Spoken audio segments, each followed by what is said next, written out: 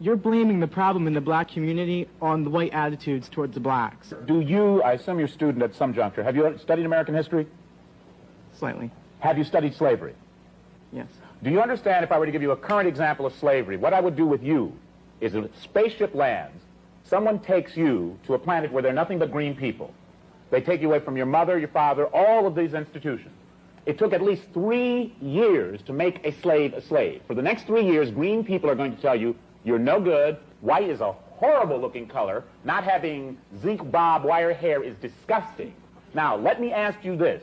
After 400 years of that, what do you think your reaction would be when you saw a white person either in the audience or in a magazine? The microphone isn't on. What I've got from today's discussion is that you're saying your actions are based upon how we react to you. No, I am asking you, what would your reaction right now be after having been held in captive 400 years by green people? What would you think of being white now, right now? No, that's he speaks for himself. He would? I'm still white. I'm still Yeah. white. White is white and black is black. No, that's not the question, sir. The question is, if you for 400 years had been on the planet Mars with green people being told that white was no good. over and over again. That's what he doesn't get. Being white is no good. That's what he didn't get. If they had killed you, if you'd stood up and saying being white is all right, if they killed generations of you for standing up and saying being white is all right, I ask you today, what would you think of being white?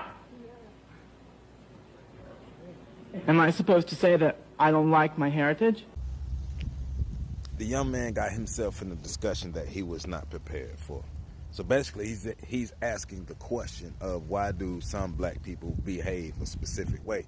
And he's specifically talking about that Negro mindset, behaving like an N-I-G-G-E-R. Of course, you know what he's talking about. But remember, the greatest invention white supremacists ever created was to create the N-I-G-G-A, create the Negro mind state, create that behavior, and then socially engineer and perfect that behavior over 400 years.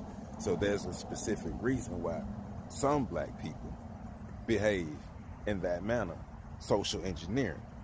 You can't create the slave and then complain about the slave's behavior. You can't create the monster and then complain about the monster's behavior.